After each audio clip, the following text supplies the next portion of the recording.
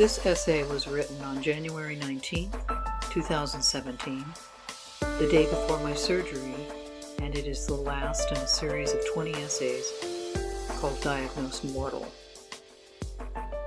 Make haste to your funeral.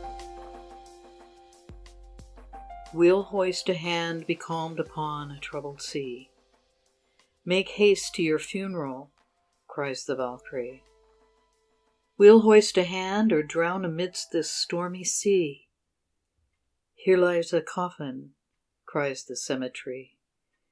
It calls to me. And all for nothing, quite in vain, was hope forever tossed.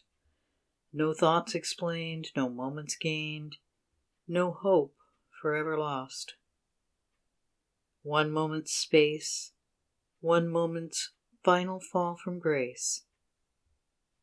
Burnt by fire, blind in sight, lost in ire. That's a lyric from Wreck of the Hesperus by Procol Harum. Navigating this last 20 days has been a delightful challenge. In looking over my notes from last summer's DIY workshop with Jenkinson last night, I was reminded that imagining the last week of life was one of the exercises we were asked to consider doing. I had forgotten about that, or at least part of me had.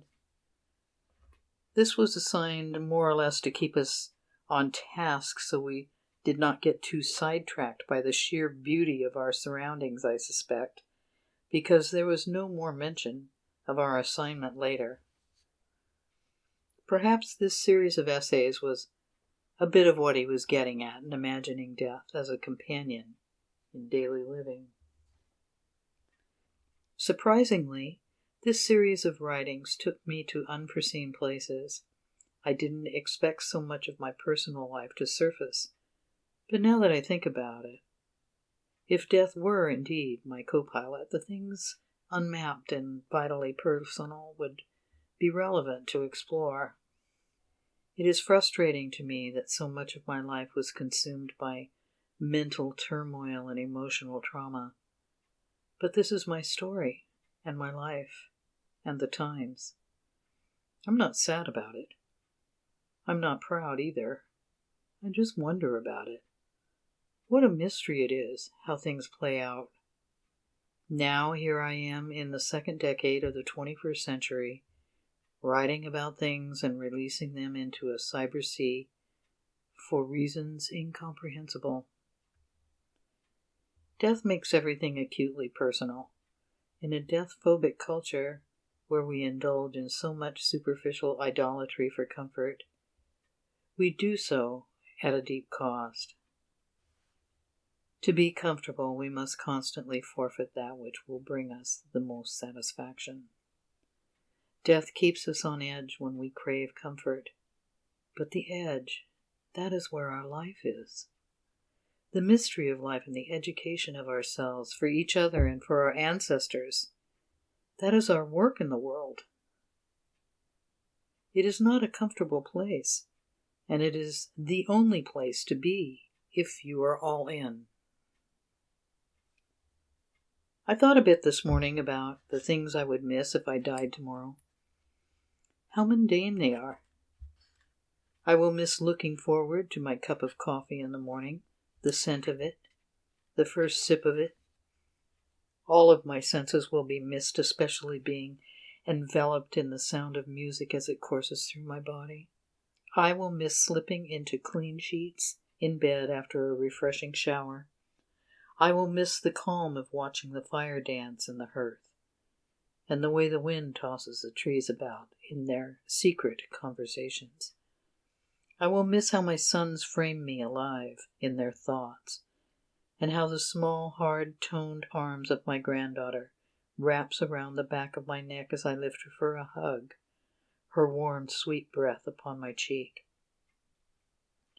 I will miss the way the earth's forest, ocean, and desert all give off the scent of the world to me so willingly and joyfully. I will miss the blessed release of orgasm, and I will miss weather, the loving it and the cursing it, and driving my car, that huge, nasty, polluting thing that enslaves me, and very much I will miss the pool. How when I enter and lean into the water, how it cradles me as my toe lifts off the scabrous bottom to let it carry me as I glide and roll forward. Oh, I will miss that sensation. Oddly, what moves me emotionally the most in this minute before I go under the knife is that glance I've had 1,000,000 times in my life of seeing myself drifting by the only mirror in my house in the bathroom as I head to the loo, and catching a glimpse of myself, perhaps smiling lost in a happy thought, or a resting bitch face quickly lifted for appearances, or in shock to see how I've aged, or let myself go while brushing my teeth. All in a nanosecond, millions of these private, wordless conversations with myself over the course of my life. Standing on the edge of it, I feel a deep appreciation in the acute beauty of it all. I hope my love remains in this world, that my offspring live wise, and that I'm remembered honestly as they carry life forward. Thank you again for listening and joining me on this little trip. Keep in touch at allthedifferentways.com.